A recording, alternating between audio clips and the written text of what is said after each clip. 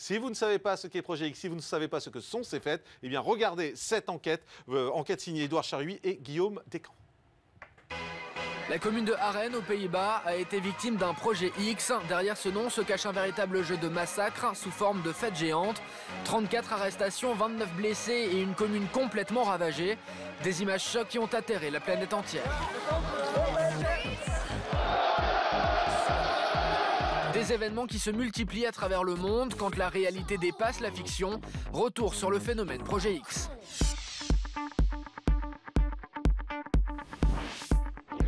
À la base, c'est un film à succès qui déchaîne la jeunesse, l'histoire d'une bande de copains qui décide de faire la fête du siècle et où tout dérape.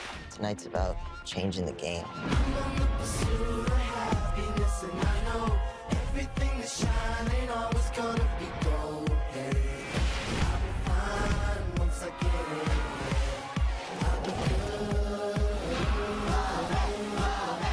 Is this big enough to be cool?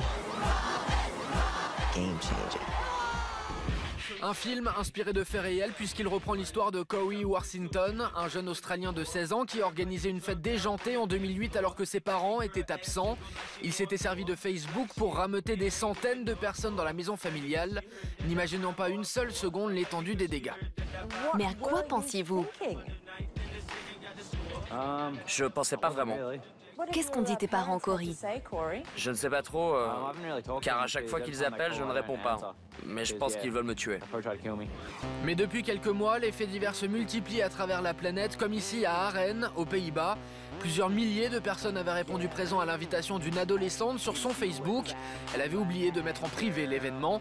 Résultat, entre 3000 et 5000 personnes ont finalement fait le déplacement, prêts à en découdre avec les forces de l'ordre. C'est vers 21 h que la soirée dérape. La police anti-émeute intervient pour repousser quelques centaines de jeunes sous l'effet de l'alcool. Bilan de la soirée, 29 blessés et une trentaine d'arrestations, sans compter les dégradations en tout genre infligées à la commune.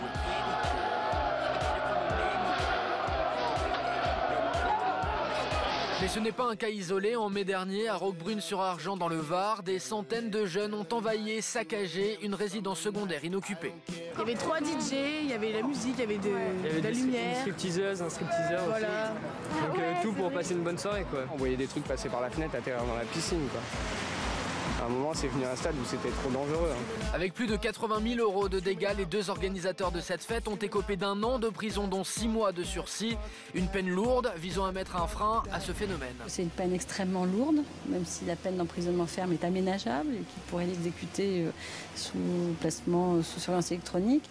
Et je trouve que dans le principe, ça ne correspond pas à la réalité de ses intentions dans cette affaire. Il faut réfléchir sur ce qu'on fait et c'est ça qui est le plus important et c'est un début, quoi. Plus récemment encore, en Seine-et-Marne, une soirée devient incontrôlable, comme en témoigne Jorac, son organisateur, qui s'est retrouvé littéralement submergé. Avalanche de personnes qui arrivaient, une avalanche de personnes qui arrivaient.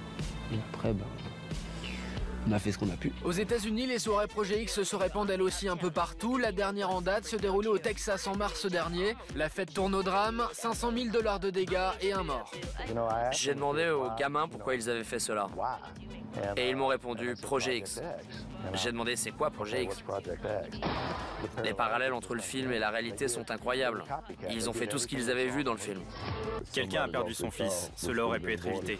La police traque aujourd'hui activement ces soirées sur les réseaux sociaux. La justice, de son côté, a décidé de prôner l'intransigeance en la matière. Preuve s'il en faut que le phénomène prend encore de l'ampleur.